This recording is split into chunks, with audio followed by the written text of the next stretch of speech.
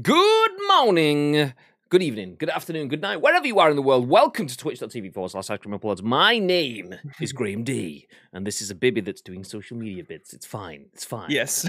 Don't worry about me, guys. How are we all doing? First of all, how is the audio? Is it good? Do we sound okay? Or do I sound like Poundland Wally? Let me know. Let me know. I'm also burping into the mic. You know, nice and professional, just how you like to start. Good day to you both, says Plum Rico. I'm assuming we're good. No complaints about the audio, so I will continue. Welcome to twitch.tv/ice-cream-uploads. My name is Graham Day. You might know that, but what you will definitely know is that this man is Bibby. And the reason you know that is because this guy spent about 27 hours on stream yesterday alone, which is not possible, but somehow he did. So we had the scoop yesterday morning. Bibby played a little bit of Elder Scrolls in the afternoon. And then for those that stuck around with us into the evening, we went over to twitch.tv/official insert coin. And we played the second half of A Way Out, which was an incredible game. We played that over on official insert coin last night. So thank you. I know a number of you guys joined us over there. Lake, Gagad, you guys especially, we definitely were there. Plum Rico, you weren't, so mate. Sorry, get out. Go on, get out. I'm joking. Stay where you are. Welcome in, everyone, though. We appreciate everyone that did go over there. We've got a few extra followers for the official Insert Coin channel, which is nice because they are on the hunt to get into 1K followers. They've surpassed 900 now, so it was nice to get them a few extra followers. If anyone hasn't, feel free to go drop a follow over there. Some lovely guys. We will be back streaming on that channel as well. Was it the 17th or the 12th of May? I've got it written down. And it is the 12th. 12th of May. There we 12th go. 12th of May. 12th of May and the 7th of the 7th. I remember that one because 7-7. Nice and easy. So yeah, 12th of May and the 7th of July, we will be back on Insert Coin streaming there. So if you missed it, feel free to come and join us over there. Nice. Oh, chatbot is open, but okay, my token has expired. Let me see. Oh no, it hasn't. Okay, thank you for trying that, Plum Rico, but you can try again. It's fine. It works. It's okay. Some reason it just decided to not. Not September. I don't think so. What do you mean? Do you remember the time we stream in September? Now, we only usually plan like 2 ahead, so we might do September. You never know. Speaking of Insert Coin, actually, shout out to Plum Rico for trying. It wasn't working. We failed you. But Bibby has done it since. Exclamation mark, Insert Coin in the chat does give you some more details. As it says there, let me read it out. I see you, that's us, are proud to be part of IC, that's Insert Coin. We're proud to be part of their coin army, and we'll be hosting guest streams over on @official Insert Coins channel. Plus, you can get 20% off one order using the code ICICECREAM20. You can't get this anymore, but yes, I am wearing my Pokemon hoodie from Insert Coin. Nice. I've had this for a long old while. It's not available anymore, so I'm just showing off. That's all it is. Flexing. Plum Rico says, good day to you both. Sounds clear too. Lord Bibbington V was on fire yesterday. Or was you really? Was. Tell me more, Bib. I didn't see any of the stream. I was just fucking, chewing bubblegum, kicking ass. Taking names, mate. Yeah, it was. I didn't die once. I come very close, but the fast fingers and stuff like that, dropping on my heels and shit. Hey, listen. I could say something crude here that could potentially get us taken off of the stream, so I'll just keep it to myself. But yeah, the finger speed was on fire yesterday for dropping heels left, right, and center. Well, maybe. So I'm gonna say maybe that is the reason why I had the advantage going into the A Way Out, almost like what's the track and field sort of bash square. So you'd already you kind of like it was. You sent yourself under. You're already peaked, and I just I was the little like Bibby's there. Bibby's running a marathon. He's knackered, and I'm there with just a sprint in the last 10 seconds. Like So okay. That's what it was. Thank you for bringing that excuse, to the table, because I'm definitely going to use that one. Yeah, you're welcome. I got you, homie. I got you. Tito, good morning. Mr. Gary Clark says good morning as well. In the year 2030, Graham and Bibby finally finish A Way Out. We finished it last night. We did it yesterday. Yay! Yeah. We were all feeling like there was going to be an extra couple of hours on it, and then it was, no, this is the end. We found that when me and Bibby started. Actually, do you want spoilers? Okay, if you don't want a spoiler, put your hands over your ears. No, or don't say anything. Do not say anything. Yeah, okay. Do not say it. Some people might be driving. They can't put their hands over their ears when they're driving, can they? Just play the game. If you're driving, don't put your hands over your ears. Just sit there and go, so you don't hear anything. Jobs are good. But yeah, the full stream is available on demand over on Insert Coin as well. So if you want to see the full video, you can go check out their past broadcasts on that channel. You'll see me and Bibby finish off a way out. Then it was. We thought it'd be about 3 hours. It was 3.5, so we were pretty close. Pretty close. It probably would have been more like 3 hours if we didn't spend ages playing every single side game there was to play on the way through. But do you know what? That's part of the fun. So we enjoyed it. If you want to check it out, go check it out. Anyway, for those of you who don't know. I've kind of already said, and now our names are on the screen. Let me put them on the screen. Oh, no, that's the wrong one. That's what we're going to be discussing shortly. Get out of here. Get out of here. Okay, Stream Deck's not responding. There we go. It's gone. Is it going to come back because I pressed it twice? Oh, no. I don't know now. That's what I tried to put on. Anyway, for those that don't know, my name is Graham. This is Bibby, and we are Ice Cream Uploads. And in true Ice Creamy fashion, today we are bringing you a scoop full of news. This is The Scoop, the UK's #1 video game podcast. Even if we do say so ourselves, we are going to give you our thoughts and our impressions on the biggest, the best, and the breaking stories from the world of video games. And we want your thoughts and impressions on our thoughts and impressions. Matt, PUK83, we want your thoughts and impressions. Thank you very much for dropping in the follow. Appreciate it, appreciate it. Anyone else that wants to drop a follow, fill your boots. Anyway, we want your thoughts and impressions on our thoughts and impressions on the news. And it's important that if you are live with us, we go live on twitch.tv/Ice Cream Uploads each and every single weekday at 10 a.m. Ish. It's 20 past 11. It's not the greatest day today.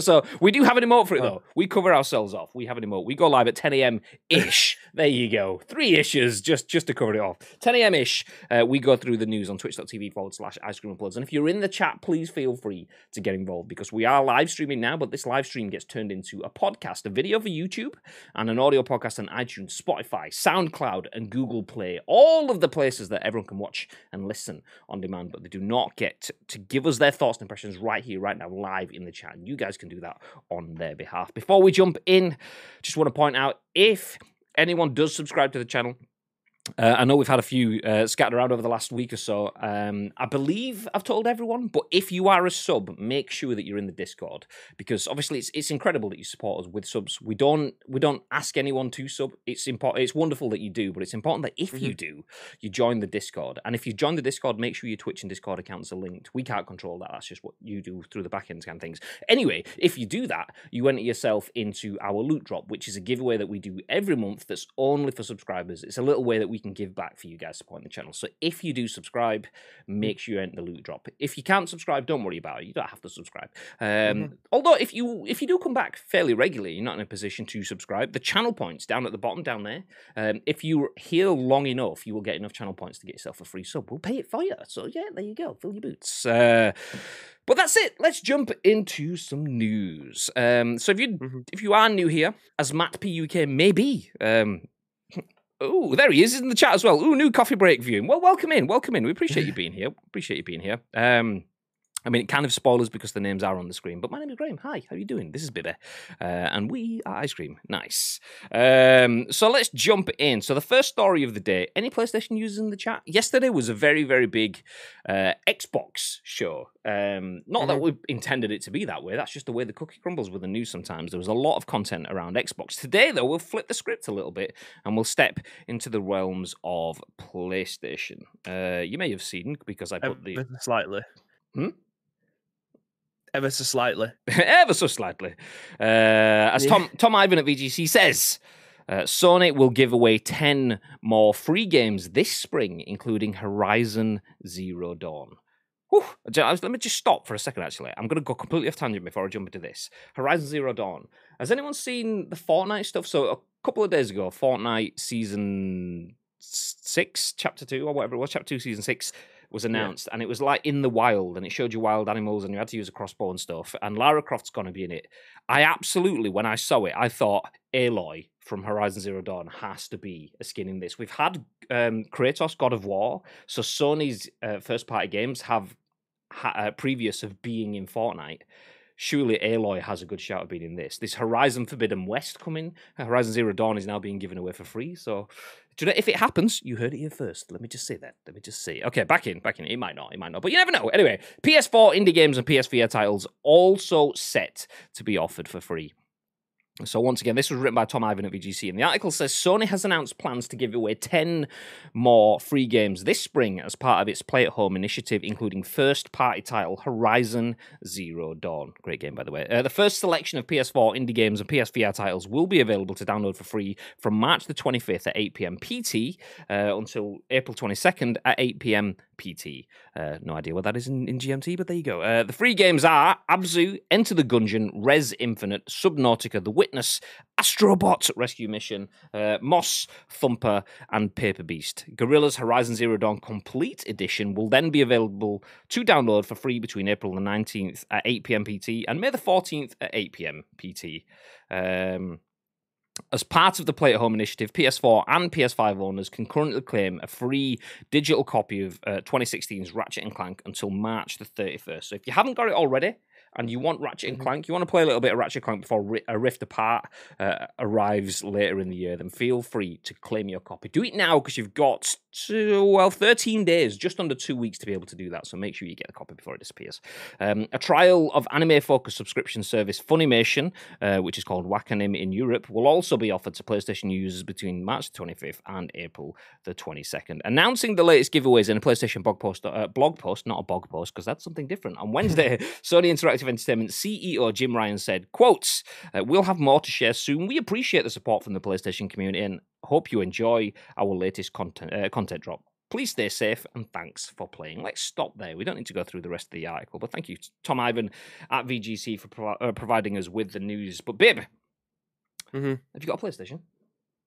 I most certainly have. Well, you can get 10 free games, including Horizon Zero Dawn. Thoughts?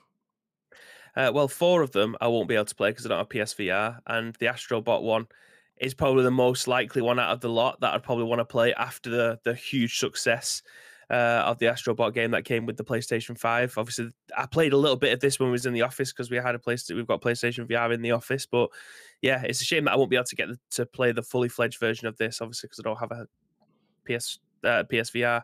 The Witness is something that Mr. Bamba has forever gone on about, claiming that it's a fantastic game. Enter the Gungeon, I've heard nothing but great things about. Subnautica, it's definitely not for me. Neither is Abzu. Horizon Zero Dawn absolutely is, though. It's something that I will eventually get around to playing. As per the conversation yesterday, the week before, the year before, I've just got too many games to play like that. There's genuinely no excuses for not playing Horizon Zero Dawn because it's been out for about 3 years. But yeah, I do at some point want to get into playing it. I've heard, again, nothing but fantastic things. I want to get it done before the new one comes out, so I can at least jump straight into that one with some little bit of history behind me.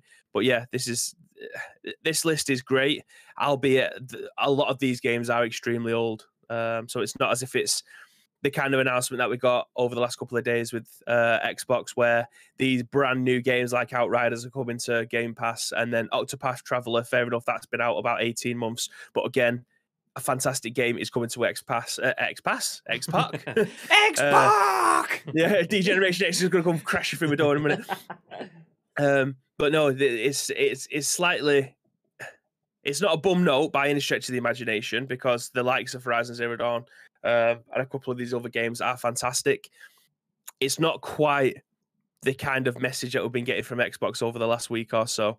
So yeah, like we mentioned yesterday about PlayStation trying to keep in the news. Again, this is a bit of evidence of that. They're trying to stay into the news. They're trying to give people a few bits here and there, where Xbox is just like a conveyor belt of fantastic things coming through your window at the moment. So yeah, this is another thing just to keep on ticking it in the background, I think.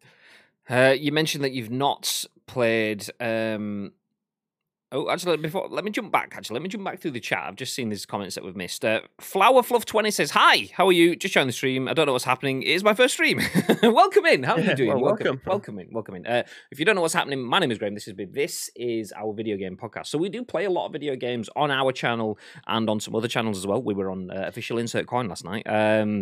But 10 a.m.-ish every morning, we go through the UK's breaking news stories in the world of video games, and this one broke yesterday, so we're covering it today. This is obviously, as you can see, if you can decipher the message that's written on the screen down there, it says, PlayStation, 10 free games, including Horizon Zero Dawn.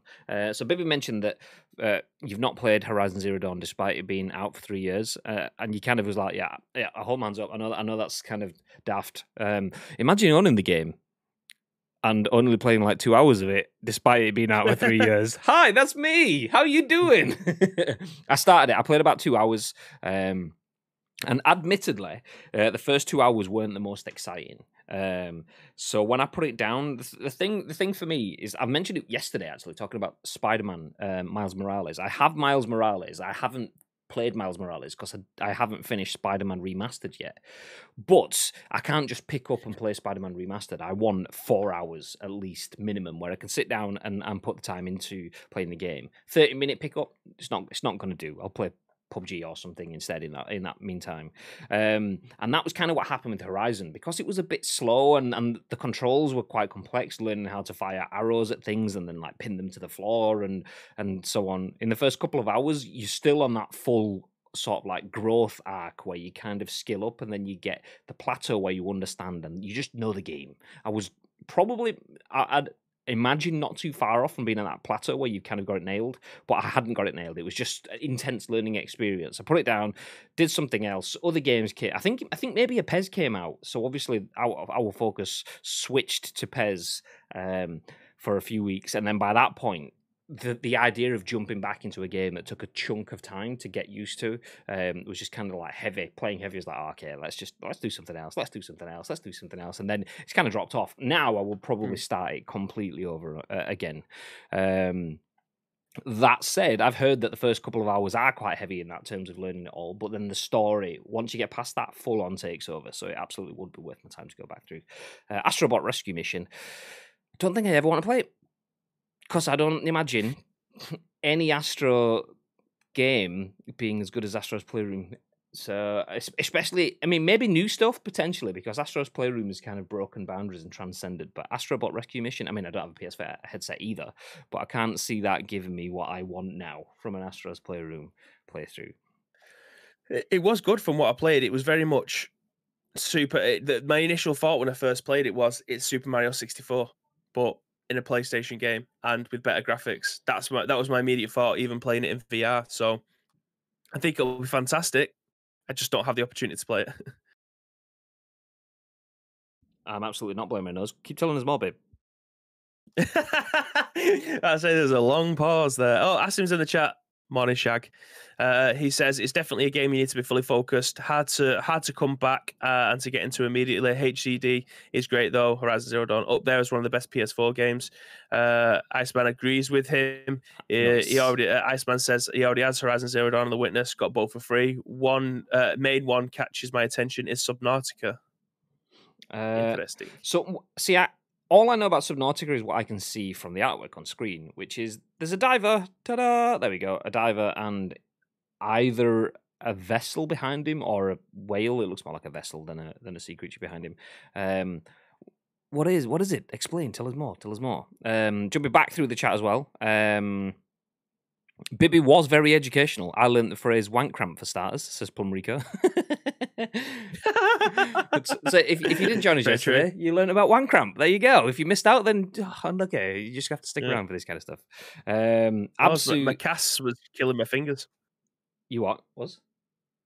My casts on my character was killing my fingers yesterday, and I was complaining of wanker's cramp. I thought you said well, you did say my casts, but I thought you said my cast was. I was like, has Bibi got a broken arm, and I don't even know. How ignorant am I?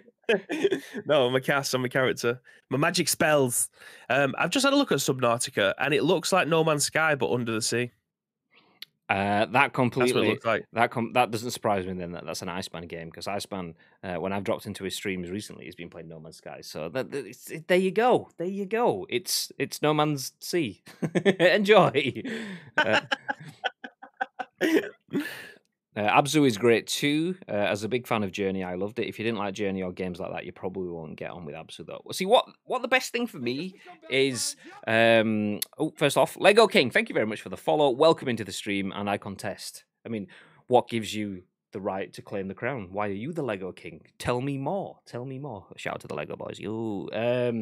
Yeah. What the best thing about this PlayStation Play at Home initiative though is obviously it's if you're comparing it next to Game Pass, it just looks pants. In general, not overall. This is just like top level stuff. It like the announcements that Xbox have delivered over the last 3 days by giving Fallout games, by giving multiple Doom games, by giving Outriders as well on top of all that at launch, and all the other ones. There was like 20 odd games. This kind of doesn't look great alongside that. But if you forget anything that's happened there, and this is just freebies that are just given to people anyway as part of the Play at Home initiative, do you even need to be a PS Plus subscriber for this? I'm not sure if you do. It doesn't mention it in the article. You might do. But let's just... You must have to. You must have to. They're not going to give them away for free. They're not that nice. I mean, they are old games or games with a reason for it. So, like, none of these are... Looking at this asset I've got on screen, none of those are, like, headliners for... Probably been a bit harsh to the games, but none of them are headliner games, and the games that have been out for a little bit of time. So are they going to sell many, many copies anyway? So giving them away is probably not going to be the biggest loss. Giving away Horizon Zero Dawn potentially could be, but there's a reason for that because they've got Horizon Forbidden West coming. So giving away Horizon Zero Dawn before Forbidden West will make more people plow into buying that game. I mean, if it's not for PS Plus subscribers, that's wonderful. If it is for PS Plus subscribers, then okay, well that kind of makes sense. But the beauty of it is, look at the variety of the games. You've got VR titles and non-VR titles. You've got niche indie titles, titles that look a little bit more grown up versus titles that are a little bit more family oriented, and then you've got blockbusters like Horizon Zero Dawn thrown into it as well. It's a very, very good mix. If the Play at Home initiative from PlayStation includes everyone playing at home for free, then that's an exceptional bundle. You can't really fault that. If it's just the PS Plus stuff, not that you can fault that either, then it kind of obviously it's not as what's selfless a prospect, but it's still a great prospect anyway. Ironically, I'm losing interest in No Man's Sky, hence why I've not streamed it for a couple of weeks. Well, there you go. No Man's Sea is yours to play. Fill your boots. Yes, this does scream PlayStation. Lads, what can we do to take the positive attention away from Xbox? Someone let's give away a bunch of old games, including Horizon Zero Dawn. Silence for a moment. Sold! Exactly. It smells of that a little bit. I mean, they did the Play at Home stuff last year. It didn't go this far, though, as far as I remember. They gave away a couple of games, right? Is that what it was?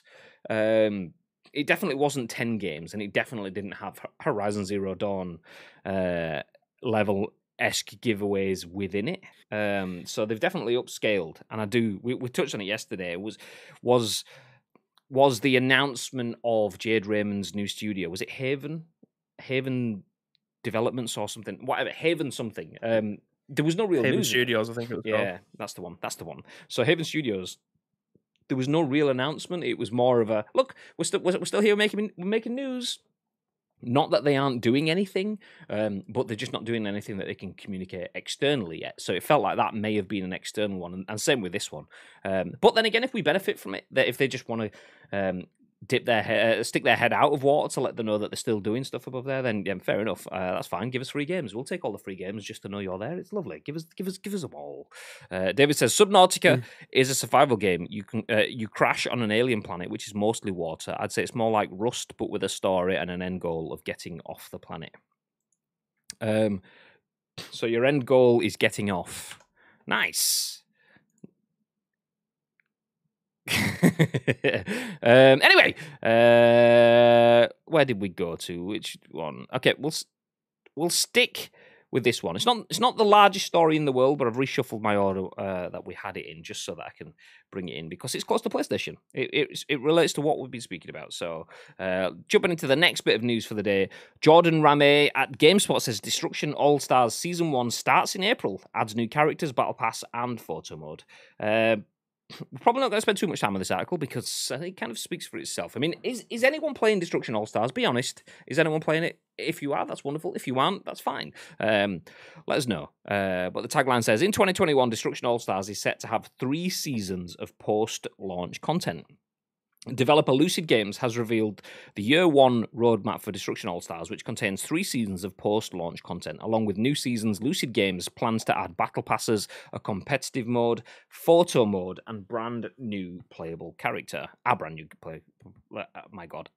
playable character. There we go, words nice. Season 1, Hot Shots, will begin in April and is scheduled to continue until July. Season 2 will be July through September, and Season 3 will be September through December. Lucid Games hasn't announced exact dates yet, but we're willing to bet that Season 1 will begin on April 6th, the day that a new Digital Deluxe Edition launches. The Destruction All-Stars Digital Deluxe Edition contains several rewards, which are listed below. 1,100 destruction points, Lupita character and hero vehicle skin, Lupita emote, profile banners, set in-game avatars, digital art book, 8 times challenge series.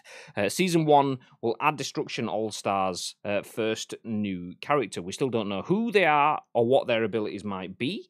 But you can see the outline of the character in the image of Destruction All-Stars Year 1 roadmap, which is embedded below. I'm just hitting retweet on our tweet. Nice. Season 1 will also add a battle pass to Destruction All-Stars. It will have both a free and a premium tier. Both tiers will include cosmetic rewards that are exclusive to Season 1. The first season will bring a competitive and photo mode to Destruction All-Stars as well. The competitive mode will be a whole new game type called Blitz, which will be a team-based 3v3v3v3 match. Photo mode will only be available in Destruction All-Stars single-player modes, allowing you to pause the action at any time and snap pictures from different angles. And speaking of single-player modes, Blue Fang's challenge series is officially live, offering more solo challenges to take on while exploring the backstory and motivations of one of Destruction All-Stars' most popular and powerful characters. Completing the challenge series will allow you to unlock exclusive skins for both Blue Fang and his hero vehicle, Shredder.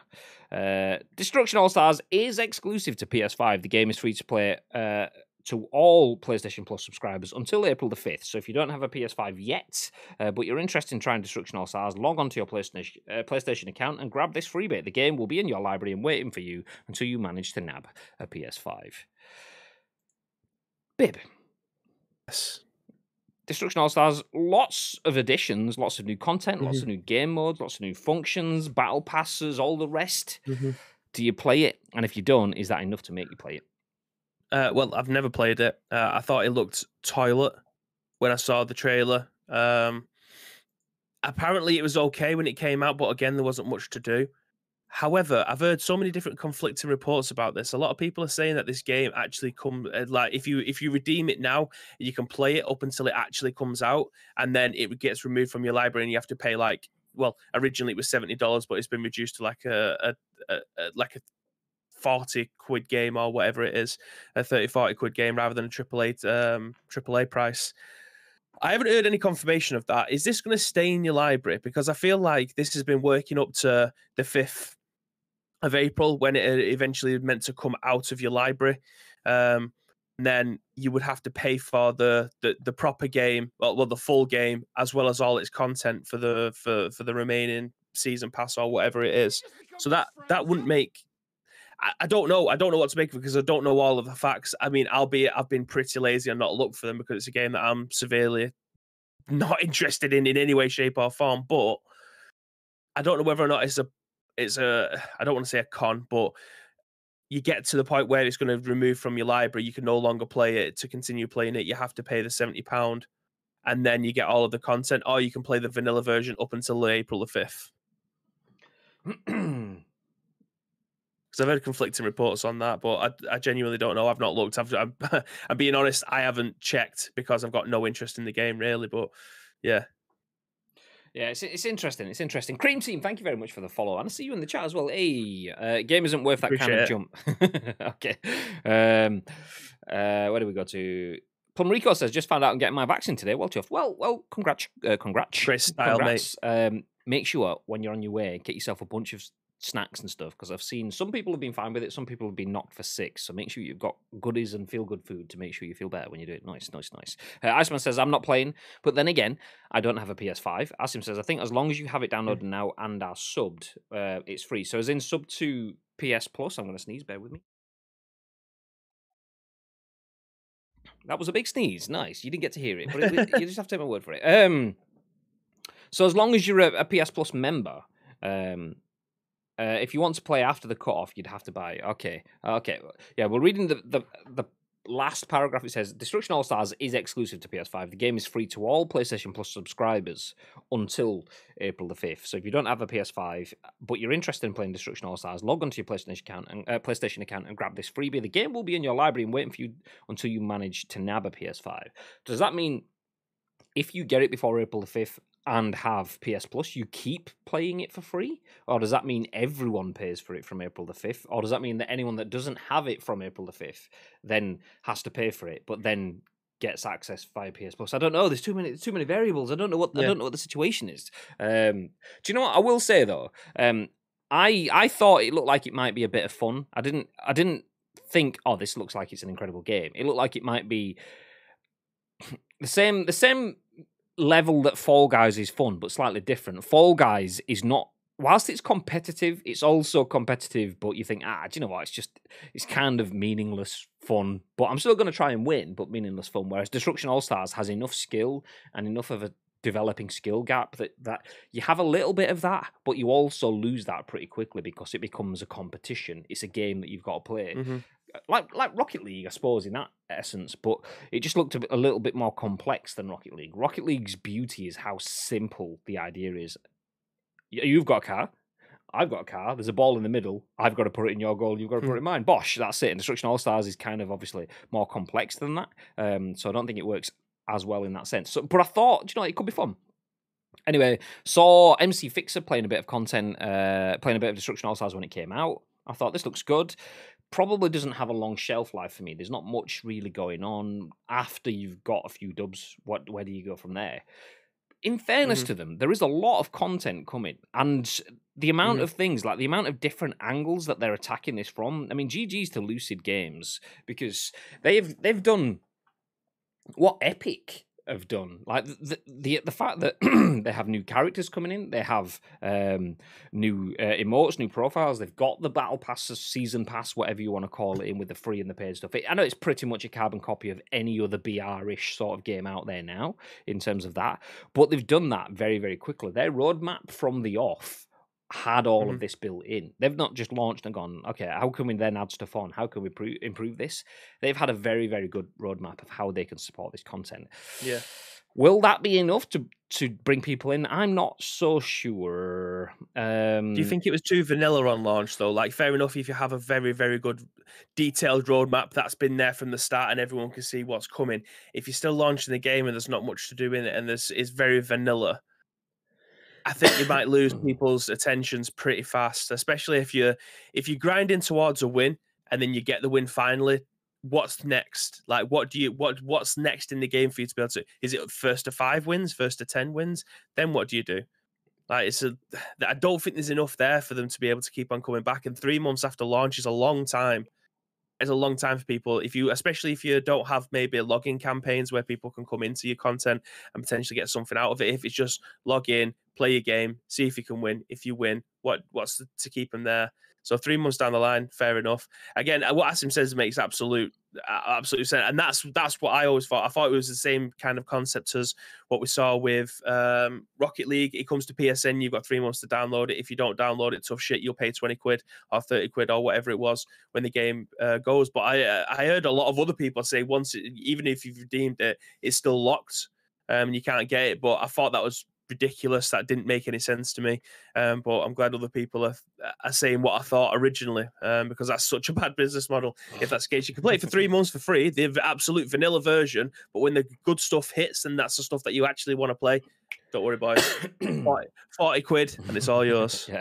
Yeah. I mean, you can continue, you get the progression, but you just got to pay for it. It's fine. Okay, let me read the comments then. Cream Team says you keep playing it for free, but you literally have to buy single-player stories and certain DLC. Asim says, yeah, that's right. If you have PS Plus and download it or add to your library before cut-off date, you keep playing for free. Cream Team says, yeah, I agree. Game is like a wild destruction derby with a power-up feel. I really like the gameplay. Asim says, and what Cream Team said about add-ons. Exactly. It's not going to last. Cream Team. So good. It's not going to last. It's fun, but like you guys said, it's very Fall Guys. It's like going to see a movie. You had your fun in 2 hours, and that's literally what Bibby just said as well about Fall Guys. What do you do after you get the win? I know Fall Guys has more going on in it now in terms of with the passes and stuff, and Fall Guys did have a pass effectively from the beginning, but I got my win and gave up. I was like, okay, well, that's it. I'm not that bothered. There's nothing. There's no real skins or anything that inspire me to play on. And even if there was, Fall Guys, even though there was after a couple of weeks, there was definitely some level of skill gap, particularly on Hexagon where you had to jump off it. You realised who's been playing it every day and who's like just playing it for the fun. So it became something that's skillful at that point. But up until that point, I'd given up by then because it was almost like rolling a dice. Fall Guys was so chaotic, so many people, so much could go wrong that if you got to Hexagon, it was a roll of the dice whether you won it or not. Or to get to that point was a roll of the dice. So I was just like, okay, it was fun, but I don't feel like I'm fully in charge of my destiny. I know in all battle royale sort of games, you're not in charge of your destiny because you're at the mercy of loot and you're at the mercy of circles. The RNG gods are overlooking you and all of that sort of stuff. But at least in Fortnite, you can impact that, and in PUBG, you can impact that, and Warzone, you can impact that. And you can obviously in Fall Guys, but I didn't feel like you could as much. So that just instantly dropped it for me. Within a couple of weeks, I'd stopped.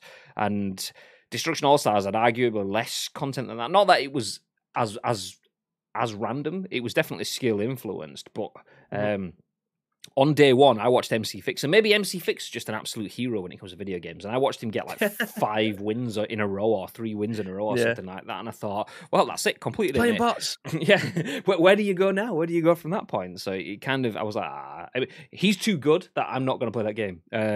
It does look fun. It does look like something I would be interested in playing. But if I have to purchase the game and then purchase battle passes and so on, I mean, Warzone I can play without purchasing the game. So why would I purchase Destruction All-Stars to buy the Battle Pass? Because I get the Battle Pass for free in Warzone. PUBG, yeah, fair enough, you had to do it in that. Although that was given away free to everyone as time moved on. But Fortnite's free. Why would I choose Destruction All-Stars and pay for that access when I can get Fortnite for free, which is a bigger game and has the season pass sort of stuff? So the payment stuff I feel is a bit convoluted. Give us a battle pass and allow people to pay for your destruction points and hero and vehicle skins and stuff and go with that. Why is there some free but not free but is free but the single player is not free and stuff? It's just, you're making it confusing. How many skins though? Not 1, 2, 3 or 4 skins. 4. I'm not saying it. Right, it would be hard to practice at Fall Guys. Well, and that's it. People, the only way you could practice was to keep playing. But after a couple of weeks of Fall Guys, you realise that people had just hammered it hour after hour after hour and were heroes. You could tell when someone had played it because they knew which line to pick. Certain parts of the map, you'd just run up on the outside and the rotating things didn't touch you. And it's those bits.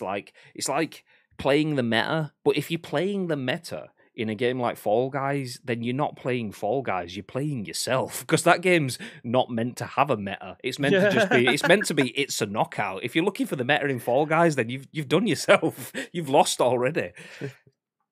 But anyway, Destruction All-Stars does have a lot of content. Whether or not it's enough for you is debatable, but it does have a lot of content coming. So GG's to the people at Lucid Games. They have put a lot of effort, and I believe that is this maybe not the best case study for a game, and maybe not the best case study for payments coming out free and then being paid, but not paid, but is paid, but kind of isn't paid, but you can also pay for stuff on side of it.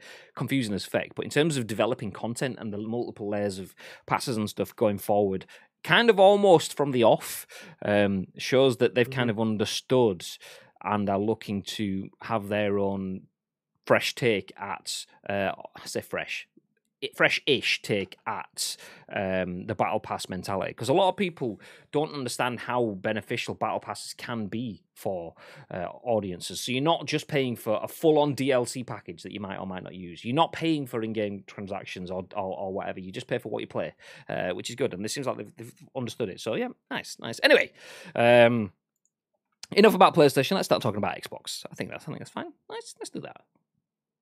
Our next article is written by Tom Ivan at VGC, and it says EA Play is finally joining Xbox Game Pass for PC on March the 18th. It was originally due to be made available in December 2020. Anything on EA Play that you think you could see yourself playing on PC, babe?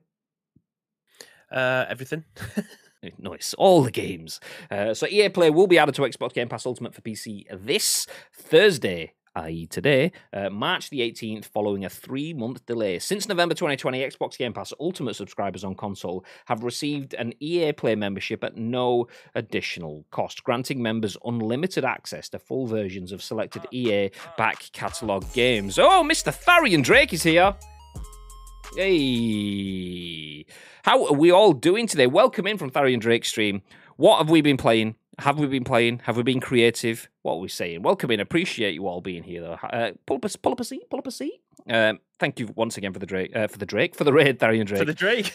To be fair, I stand by my comments. Thanks for the Drake. There we go. Bonsai, thanks for the host as well, dude. Much appreciated. Anyone with a host and followers, we appreciate. Thank you very much. RL Trader says, hey, welcome in. Hades was today. You're welcome for the Drake. Thank you, appreciate the Drake. We need a Drake hype emote. Drake hype. We're just talking about this bit of news. EA Play is finally joining Xbox Game Pass for PC. So if you have Xbox Game Pass, you can play multiple EA games for free starting today, which for us is currently Thursday, 18th of March. I don't know what it is. Is it Thursday yet? I don't know. I'm assuming you're in the early hours of Thursday. But yes, so EA Play was originally due to be added to Xbox Game Pass for PC in mid-December, but its introduction was delayed to 2021 at the last minute. An imminent rollout on PC was hinted at on Tuesday when a tweet from the EA Play account said Xbox Game Pass Ultimate members would be granted access to EA Play for PC, quotes, soon. It will be available from 9 p.m. GMT on March the 18th. So 9 p.m. tonight in the UK, you will get access to EA Play on PC. Members will receive access to over 60 of EA's PC games, including Star Wars Squadrons, Star Wars Jedi Fallen Order. Have you played that, babe? I have. Nice. FIFA. Ask me if I completed it, though. Different question. See, I completed it. I had it, and I've not seen the game since. I don't know why. It's funny that, because I wonder where Resident Evil 2 is as well. Let's move ahead, eh? So members will receive access to over 60 of EA's PC games, including Star Wars Squadron, Star Wars Jedi Fallen Order, FIFA 20, Titanfall 2, and Need for Speed Heat, plus entries FIFA 20? Yeah, FIFA 20. Not 21. They don't put that on until afterwards. That which that tells me more than I need to know that if FIFA 21 isn't on it. But FIFA 20 is Titanfall 2, Need for Speed Heat, plus entries in its Battlefield, Madden NFL, Command and Conquer, and The Sims series. Subscribers also get early access to trials of many new EA games and receive a 10% discount on EA digital purchases. EA Play is normally priced at £3.99 per month or $19.99 annually. To get started, users will need to download the EA desktop app, which is currently in open beta, and sign into an EA account or create one. Okay, we'll stop there. That's fine. It's fine. Do you know what? Before we talk about this, I will genuinely say EA Play, if you're not even an Xbox Game Pass user, is great. It is incredibly great. And I can tell you this off of very recent past experience. So yesterday, myself and Bibby streamed A Way Out on Official Insert Coin. We finished that 6-hour-ish game. 6.5 hours it took us about in total, maybe 7. Exceptional game. One of the best co-op gameplay experiences you could have. I would spend 20 quid on that game on its own. What I did was signed up to EA Play for a year for $19.99, got access to that game for me and for Bibby, and played through that, and we'll have access to all of the other games that are available on EA Play. I'm on PlayStation, so I don't get it free with Xbox Game Pass. So EA Play for me is great. Is great. For what you get in it, it's exceptional. Anyway, it's finally coming to Game Pass on PC. Does that apply to you, babe? Do you get access to this? Have you got Game Pass Ultimate on PC? No, I just have Game Pass because the Ultimate.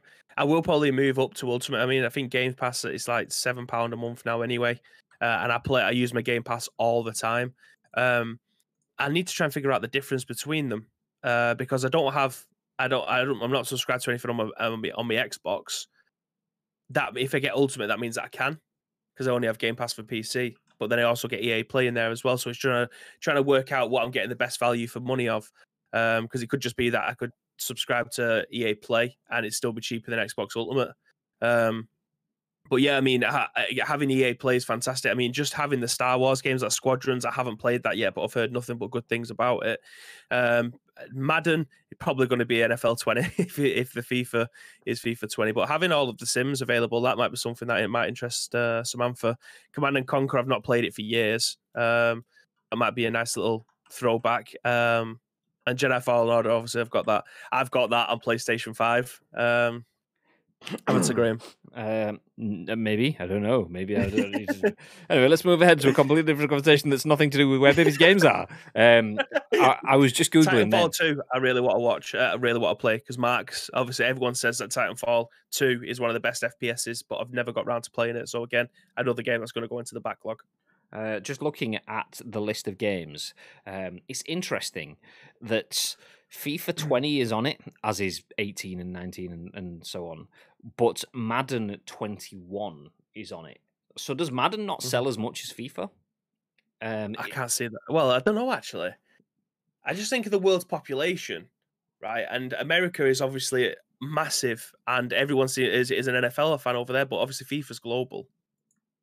I don't know. Yeah, for me, I would say that would be the case. Without any stats, just looking at that, the fact that EA are giving you the Zinedine Zidane Real Madrid FIFA 20 edition, great. I can get the special edition of last year's game that no one's really playing anymore. Wonderful. But Madden, they're giving you free this year. That for me makes me feel that Madden, they get more in-game than they do from game sales, whereas FIFA, they still want everyone to buy a copy because FIFA stays at the top of at least the UK charts all the way up until Christmas, usually. If it's not at the top of the charts, it's in the charts, there or thereabouts. So, yeah, it's a little bit of a shame that it's not included. I have not the full list, but let me view all games. So I'm looking at the games for PlayStation 4. Madden, Rocket Arena. Is NHL there? Yes, but NHL 20. It is? Okay. I always get like a little piece of me that thinks, oh, I want to play NHL. Like the NHL games, the 2K ones for the 360 were fantastic. That's kind of where it peaked for me. Apart from the ones on Mega Drive, the Mega Drive ones where you obviously had the 3 buttons. Played so much of that, and then I moved on to the 360 ones after not playing them for what feels like forever. But the 360 2K NHL games were fantastic. The EA ones are okay. I liked the fact that you had clubs on it, and I liked the fact that you could play Ultimate Team on it, but there was just something about it that wasn't as good as the 360 versions. Oh, well, I had it on 360, obviously PS3 as well, but I do get an inkling every now and again to go back and play these games. And if it's in there, then it might be the chance that I have to be able to download it if it's not about 120 gig. 12 PlayStations later. Yeah, NHL 20 is in. I don't know if NHL 21 has been released yet. I don't know where the hockey season is or where the release cycle is for that game. But NHL 20 is in there. Madden 21, FIFA 21. Yeah, NBA Live 13th 19. of October. Have EA given up on basketball games? Now 2K smash it because NBA Live 19 was in there. There's no 20 or 21 in there. I think 2K retired them from golf and NBA. So 2K getting dunked on all the time. 2K football game when? Although that's a different conversation. We've had that before. So yeah, Madden, Rocket Arena, Star Wars Jedi Fallen Order, Need for Speed Heat, Plants vs Zombies, FIFA's, NHL's, Sea of Solitude, Anthem, Apex Legends, Battlefields, FIFA, NHL, Unravel, A Way Out, Burnout Paradise, Fee. I don't remember that. Never can remember that. Never can remember how to pronounce that. Fe.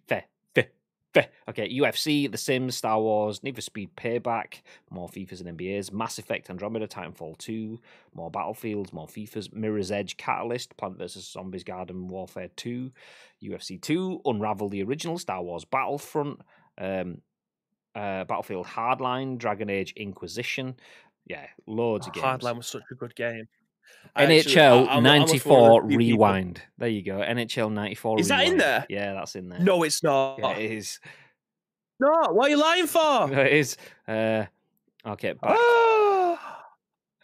It's on, I think, page 3. Was it page 3? Oh, yeah, balls. I just pressed the wrong button.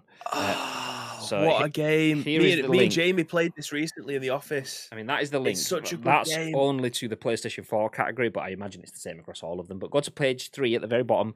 NHL 94 Rewind is in there. There you go. Fill your boots. I do love the idea of playing an NHL game. I've always loved the idea of hockey. I don't really understand the rules. I played old school hockey games, and I think the last one that I played a good chunk of was like, it was an EA one. It was like 2002, 2004 or some sort of time frame then, and spent forever playing it.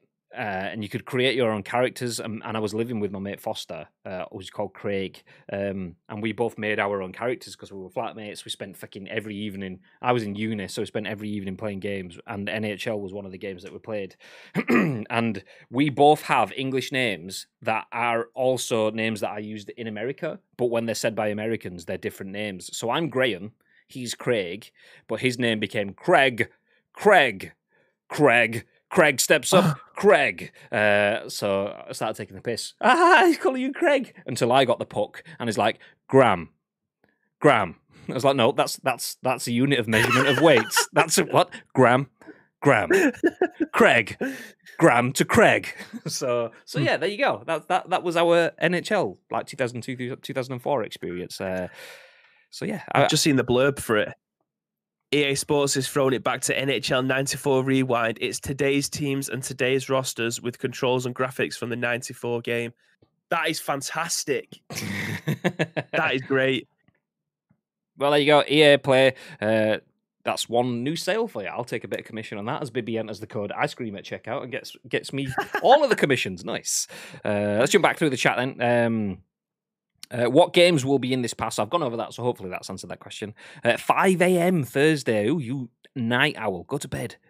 I need to head to bed, lads. Keep up the amazing work. Yeah, you go get some sleep. Thank you for the raid again. Appreciate it. Cheers, Thank you for the Drake. We appreciate that. Lake says FIFA 20. Who the heck wants to play that in March 2021? Exactly. That said, I've been in many a game store where I've seen kids buying, like, I'll use this year, even though this is not obviously going to be the example, but FIFA 21's out, and I've seen kids walking up to the counter with like FIFA 18 for 10p, FIFA 19 for 15p, and FIFA 20 for like £5 or whatever, and bought all 3 games. And I'm thinking, why? Just buy the 20 if you want that. You don't need 18 and 19. What are you doing? So some people... Yeah, but I mean, you're buying them for like collectory sort of sake. These kids are buying them to go home and play them like back to back.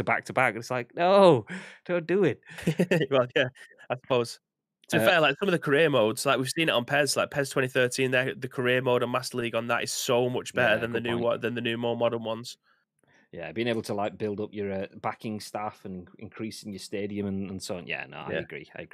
No one's buying the old FIFAs to play online. It's definitely 100% for the career modes. Like the career mode this year is more like Football Manager than it is a career mode. It's great. The newer games like FIFA 21 are on it, but are in trial form, says Gary. Just opened up the dev tools, might improve the situation.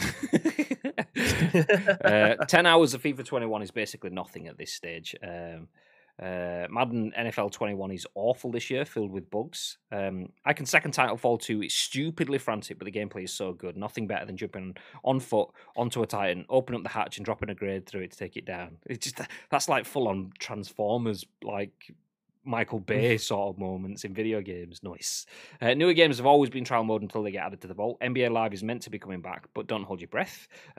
Love the gloves of Punch Up on NHL. The gloves off Punch Up. Yeah, no, I'd do that all the time. That's what I was playing for, just to get into a fight. I mean, I might as well have just played Fight Night Round 3, but instead, nope, let's just have a box up on the ice. Too bad people can't play NHL 94 Rewind online. Parsec, it's on PC now, so Parsec, yeah, that's the one. NHL hits on... Oh, there we go, Bib. Oh, no, yeah, actually, yeah, I could Parsec into you. There's the plan. Bibby gets himself EA Play, gets some NHL 94 Rewind on the go. Yeah. NHL hits on OG Xbox was awesome. Yes. And we got a link through to a PlayStation tweet. First detail. Oh, interesting. Do you know what? I'm going to open this up, but I will just read through the tweet and then we'll jump off of this one. We won't spend too much time on this one for now. We'll probably look at it in a bit more detail tomorrow. First details on the new controller for the next-gen VR on PS5. Stronger immersion with adaptive triggers, haptic feedback, finger touch detection, and more. Interesting. So PlayStation are adding more to their PSVR setup. That's an interesting controller, but yeah, we'll come back to that one. We will come back to that one. We'll put a pin in that one for now. So to summarize what we've just been speaking about, though, EA Play is finally coming to Game Pass for PC. But speaking about EA, we'll stick with this one. A couple of things to mention. We don't have what we were talking about last night. So Lake joined us for the official Insert Coin stream last night with some information about developer tools being given to some members of the community. And we've seen that there were some videos made by some foot trader accounts, but we couldn't find any journalistic articles that looked at this. So there was no news articles on VG247, VGC, The Gamer, anywhere. So we don't have anything on that. If anyone does have a written article that they can share that goes into those details that Lake was talking about last night, then please feel free to share that with me. But for now, we are going to look at a different article from FIFA. So the developer tools stuff last night, basically, some people apparently had access to developer tools and could do stuff. We don't know the full extent of what that is. If anyone could share that with us, do that. But I will jump into an article that was shared with us by Scuds TV. Scuds DM'd me yesterday asking if I'd seen a number of his tweets that had gone viral, basically. I hadn't, but it turns out that they had gone viral indeed. They were pretty big numbers, and it's been picked up by VG247. So let's have a look at this. Sharif Saeed at VG247 says, one FIFA Ultimate Team player highlights the obscene costs of building a high-end squad. So we won't spend too long on this because we've gone over this article previously in the week, and we can spend hours talking about this, as we always do. But let's quickly go through, just to put some numbers that someone has put for their individual experience playing FIFA against what that would mean for them in terms of getting those high-end players that we spoke about previously in the week. So the EA Gate scandal, which saw EA staff allegedly sell rare FIFA Ultimate Team cards to players for thousands of dollars, allowing them to skip the process of playing the game or spending money on loot boxes, won't be one EA forgets very soon. It caused EA to kick off an investigation, but it also had a ripple effect within the community. Namely, it highlighted how nearly impossible it can be for normal players to get these cards through the proper means, whether that be playing the game or dumping money into player packs. Twitch streamer Scuds TV took to Twitter to lay out the proper paths for players to earn these ultra rare cards and demonstrate how out of reach they are to the majority of players. Quote, you claim that everyone can get all the players they desire without spending money on the game. They begin before giving the example of their dream team, a squad worth 100 million coins in-game currency. To earn the 100 million coins necessary to buy that team, Scuds TV would have to play 66,666 games, assuming a win of 1,500 per game. To maximise profits, those matches would need to be 20 minutes each, which translates to 22,000 hours, or 916 days of gameplay. That's 916 full days of uninterrupted gameplay, no sleep, no nothing, anything else. Another way of acquiring the Dream Team squad is to monitor the transfer market for deals. Quote, assuming an average of 10,000 coins profit per trade, I need to make a mere 10,000 trades, Scuds TV explained. Assuming I trade trade 10,000 every 10 minutes, I will need to trade for 1,650 hours or 69 days of trading 24/7 without sleep. The easier, less grindy option, of course, would be to spend real money on FIFA points, which are then used to buy in open packs in the hopes that you look out enough times to get what you want. Quote, assuming on average of 100,000 coins profit per 12,000 FIFA points spend, I need to purchase 1,000 lots of 12,000 FIFA points, they posit. As a cost of $79.99 per 12,000 points, I will need to spend a total of £79,990 on FIFA points. Then he goes on to say that, the quote, the stance you take is unethical. You are encouraging your community to spend huge amounts of time playing your game at detriment to mental health, or encouraging your community to spend, for most, an unethical amount of money at detriment to financial health. These revelations aren't new, of course, but the recent controversy really helped put a spotlight on why people would go to those lengths to acquire the rare FIFA Ultimate Team cards.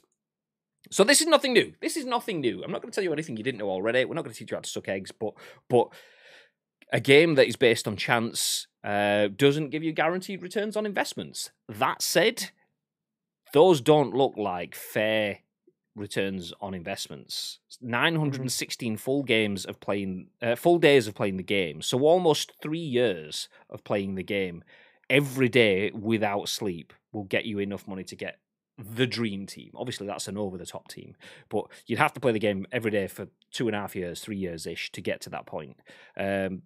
Alternatively, you can do stuff on the trading market, and if you play for 70 days effectively without sleep, 2.5 months without sleeping, you will have enough time to buy that squad. Or you could spend £80,000 on it. That is huge. Anyway, babe, what are your thoughts?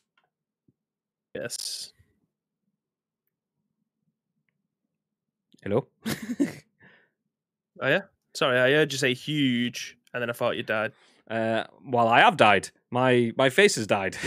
My camera's frozen. But I did ask, while I reactivate my camera, what are your thoughts on this? Yeah, I mean, a lot of people probably say pay to win is a lot faster to be able to try and achieve greatness or the cards that you want. And this clearly shows that money and time is irrelevant when it comes to packing players on FIFA, because no matter how much money you put into the game, someone could put £100,000 in and you still wouldn't be able to have a team like this purely because of the pack look or the pack weight. And then you'd have the people who are grinding SBCs and playing games left, right, and center to trying to get as much coins as possible to then open packs or complete SBCs in the transfer market. Your look is pretty much exactly the same. It just not exist. It just doesn't exist. It's mental. I'm not gonna lie. I was too busy fixing my camera then. I didn't take in what you said. Well, I'm not fucking saying it again. Give me a TLDR. What did you say? Pack look and playing games are both irrelevant when you're trying to pack all of these players. Yeah. I mean, I think this is a disconnect, because the game isn't necessarily meant to be that everyone gets that team. So that's kind of where the stance from EA would come from. It's like, okay, well, that's absolute over the top goals. But should it be that over the top? Nobody wants a game that's super easy, because there was a number of comments in the chat. In the comments to these tweets where people were saying, yeah, but that's a team that has, I'll bring it back on screen now. That's a team that has Ronaldo, Pele, Ronaldinho, Cruyff, prime moments players that are like the pinnacle. If everyone gets that, if the game comes out in August and everyone's got that team by the end of September, is the game done for by that point in time? I understand that mentality that this is over the top. But should it be a barrier of £80,000 if you wanted to purchase that? Should that barrier be there? Like, I mean, if someone wants to go to that extreme, should it cost them £80,000? If someone wants to go above and beyond and put an unhealthy amount of time or an unhealthy amount of money into the game, is that too much? And I think it is. I do think it is. I get at the point of a number of people in the comments that were saying it's you will kill the game if you go too soon. it will do. It absolutely will do. If everyone gets everything off the bat and there's nothing to play for, why play? There is no shelf life. It takes so much money out of EA's pockets that they're not going to survive. The amount of money they will lose will be billions. So why would they do that? I completely get that. But I do believe the balance isn't right in terms of to get to that stuff. Should not no video game should have an £80,000 threshold. That's scary. No video game should have a 3.5 year threshold if it's a 12-month cycle game. So yeah, it's interesting. It's nice. It puts things into a bit more perspective as to how time consuming or how financial consuming things like this could be. Talk shows on. I think there's another way of looking at this as well. Oh, go on. Is there like a massive delay between us again? There is, yeah. 1 second. Let me just yeah. Bob.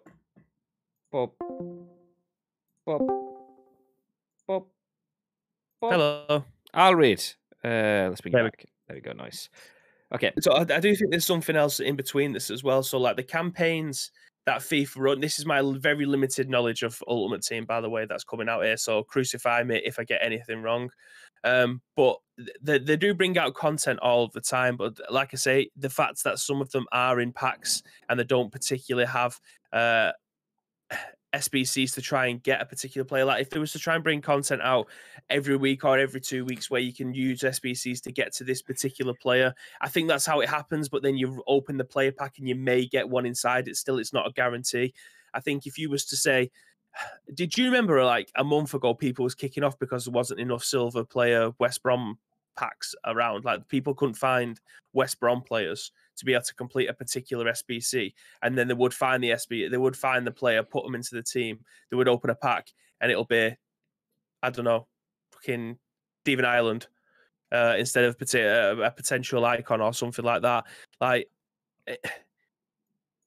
the time and money outweighs what you're going to get out of it. Just comparing that to PES, you can have a stacked team in 3 weeks. 4 weeks maybe, providing that the coin agents people want to be able to pay £7 and then that'll last them for 3 weeks worth of premium iconic moment agents or legends if they want to spin those. The difference in those are insane. Like you can get a guaranteed stack team in like a month on PES, whereas FIFA, yeah, according to them stats, you could be playing for 90 days and still may not even get close.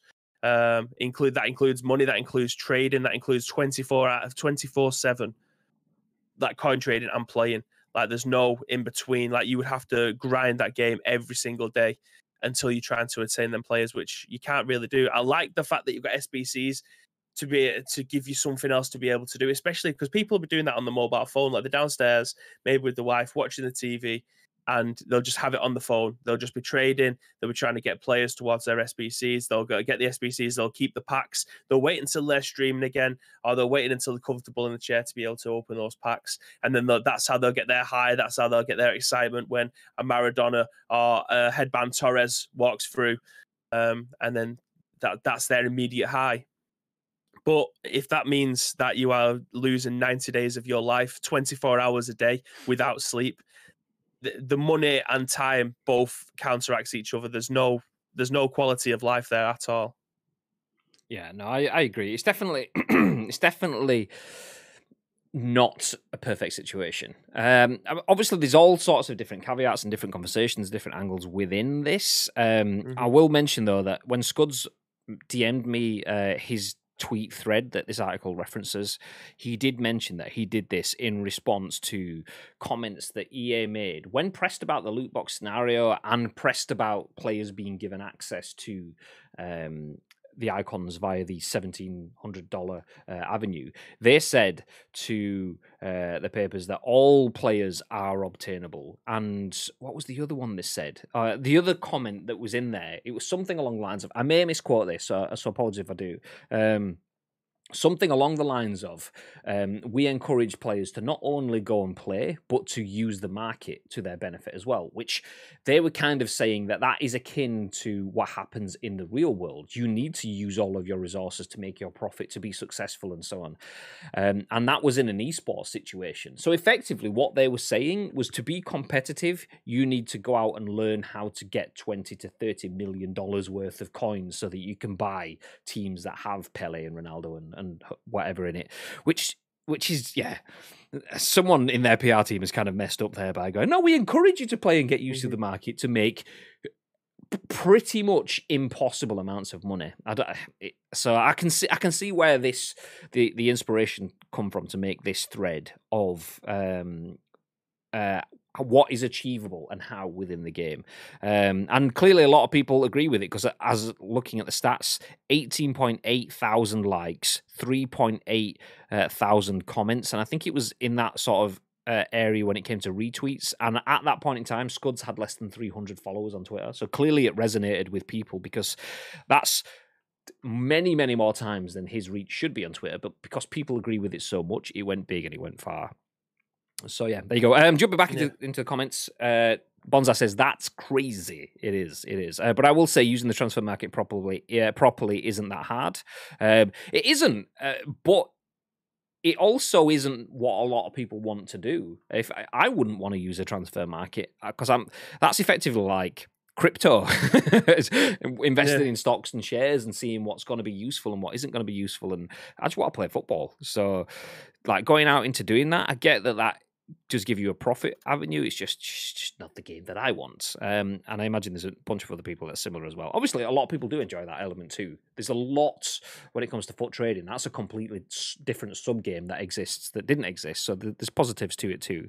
I'd rather someone give me 20 quid to punch me in the face. And I'd rather give someone 20 quid to punch me in the face than buy a FIFA pack, says D-Mac. Even the most stingiest high roller fruit machine would drop the jackpot at a cheaper price than that. Yeah, just a little bit. Tito says, are you an Incubus fan by any chance? How do you know this? Is that something to do with the name? The gameplay is absolutely horrific. The game's only saving grace for me is making coins on the transfer market.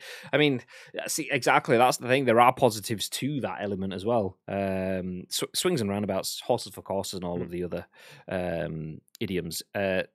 Same, guess by your username. There you go. Sammy J says EA often ban smart traders from the transfer market as well. Buy low, sell high, simple economics. Exactly. I've seen that. I've seen. We were talking about the other day. Didn't Bateson get banned or something? You mentioned.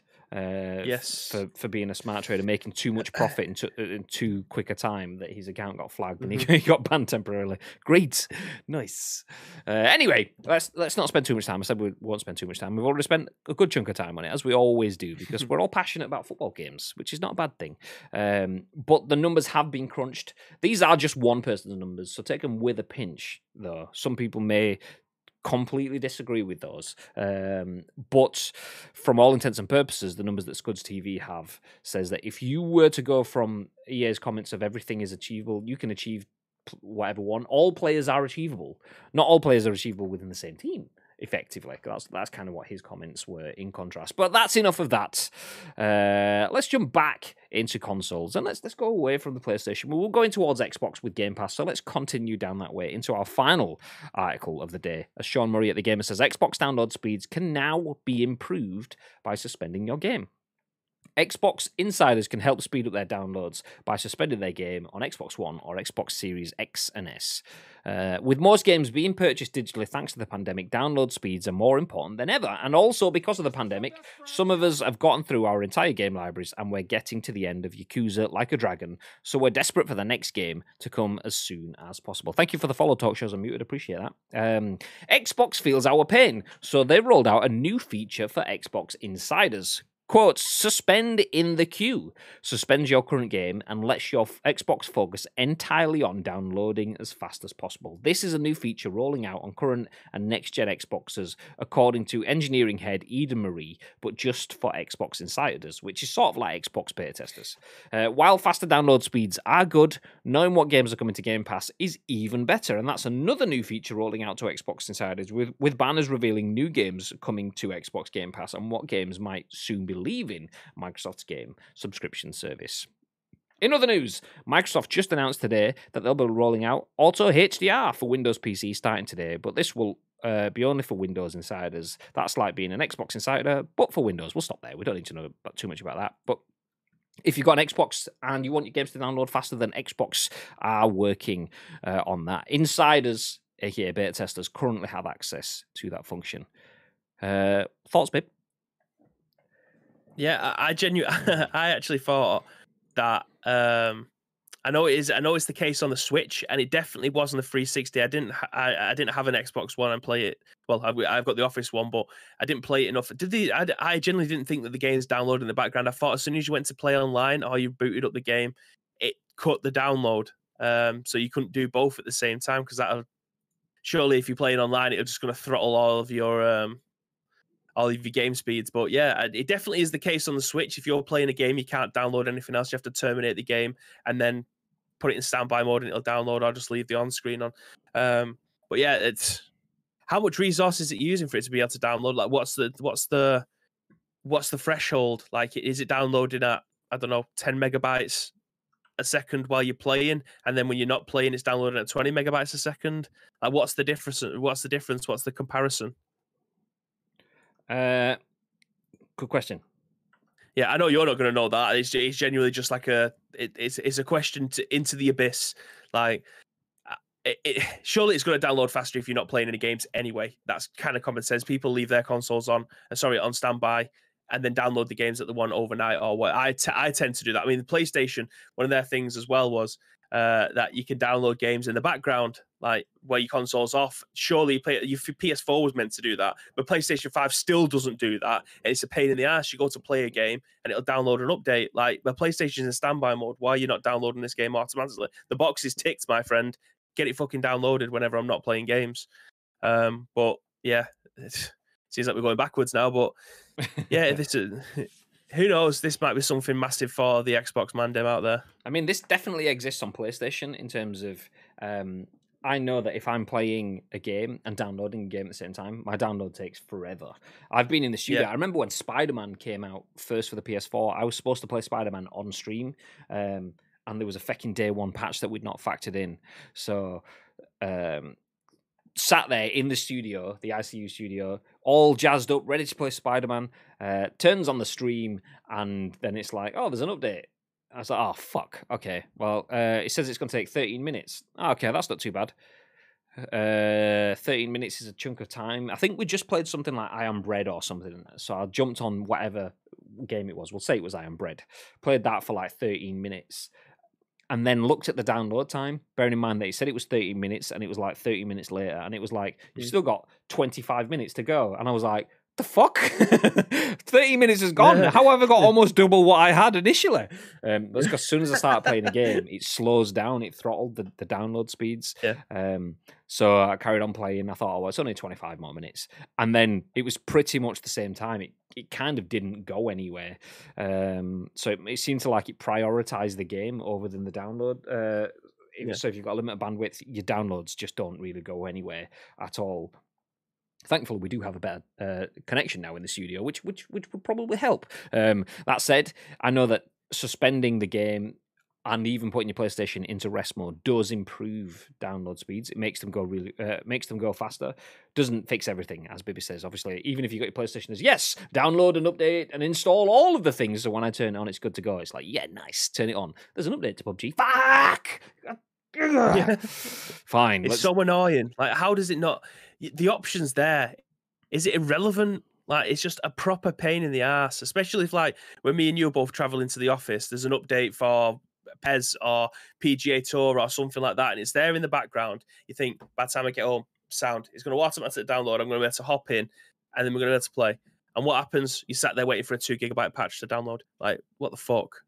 The console specifically has this ticked. Just download the game for me, please. At least it's just a 2 gigabyte patch. I mean, if it's Warzone, well, I will see you next week. Bye. Hope you have a nice time. Yeah, fun times. But do you know what? If you've got an Xbox, it will be getting better because at least the insiders for now will be able to suspend their games. I put it on pause just while the download finishes, it speeds things up, which is nice because that way it effectively just donates all the resources and all the bandwidth to the download so you can get into the game much faster. I like having that flexible control. The downside with the PlayStation 4 application of it was it would prioritize your game, which is obviously you want to play a game, you're playing a game, you want it to be good, but it would download it at the detriment of downloads. No, it would do it at the detriment of downloads to the point where they just pretty much didn't download.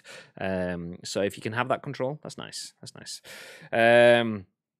DMAX says useful tool if it worked. Which one, the download speeds or the updates? Because both useful, both potentially pain in the ass. But that's it from us. We are done for the scoop. That's the end of the news, and that's it for Gary, who's off. I'm off now, lads. I've got to pop out. Take it easy. See you tomorrow at 10 a.m. ish. You goddamn right. Have yourself a fantastic day. And if you're going where I think you're going from your tweets earlier on, then GG's. Nice. That's it. We are done for the scoop today. So the scoop, obviously, as mentioned before, is our new show. We go live at 10 a.m.-ish with the scoop. We talk through the biggest, the best, and breaking stories of the world of video games, and we tend to follow that with some gameplay when available. Bibby, are you available?